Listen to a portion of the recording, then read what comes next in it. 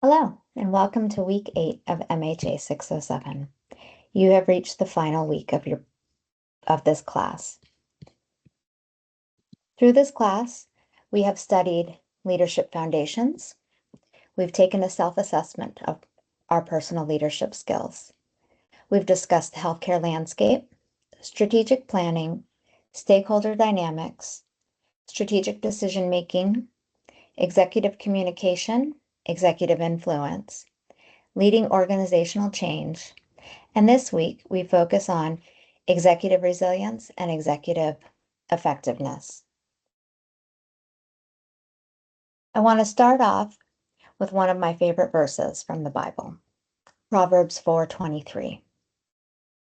Above all else, guard your heart, for everything you do flows from it.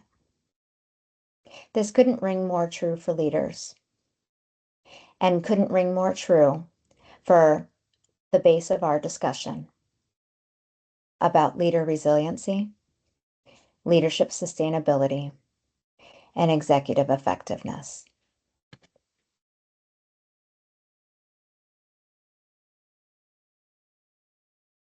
Our curriculum this week focused on leadership effectiveness and leadership resilience to build sustainability.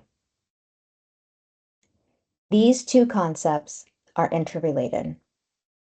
Resilience provides a necessary foundation for effectiveness, and effective in turn builds resiliency. Both are critical for leadership success and leadership sustainability. Effectiveness is measured through strategic thinking, strategic actions, strategic decision making. It's also measured through team motivation, team management, team development. All of these things depend on many of the soft skills that you've learned and practiced throughout this class. Leadership effectiveness is often measured through key performance indicators, or KPIs, such as revenue, employee satisfaction, volume growth, etc. Resilience is the ability to manage stress without burning out. This takes a mature support system, emotional intelligence, and extreme self-awareness. Recognizing when you're stressed and when you're not working at the top of your game. Understanding what your strengths are and developing your daily work and your schedules to play to those strengths. Building resilience takes self-awareness, mindfulness practices, knowing how to recharge your batteries and engaging in those intentionally,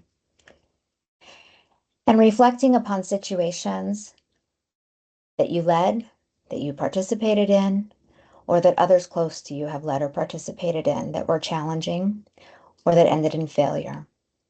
This will teach us how we can do better in the future, and this builds resilience. We've all worked with leaders who have been highly effective. We've also all worked with leaders who have not been effective.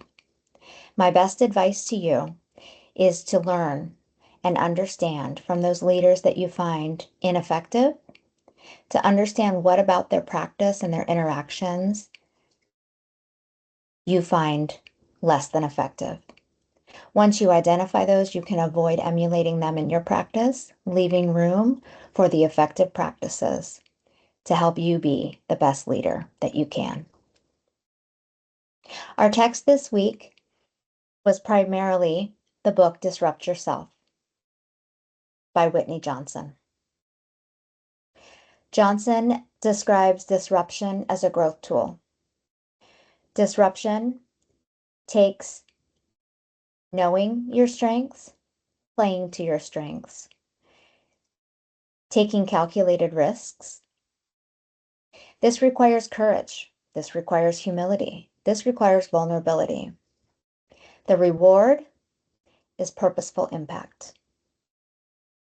Johnson describes the disruption S curve, where the bottom of the S serves as the slow start, The middle of the S serves as the rapid growth and competency.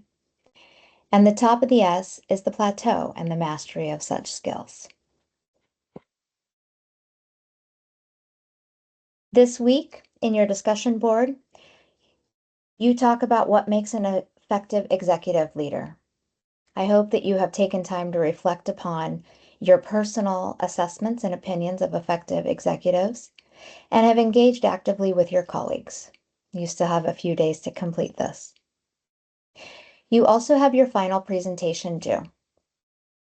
This is a presentation focused on strategic change. This is a PowerPoint that you will present. This will include a reflection and synthesis of all the elements that you have learned in this course.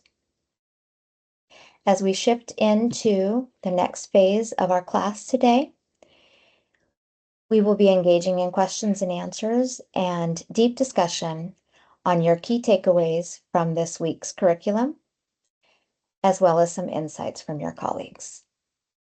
Thank you for being here and congratulations on completing this course.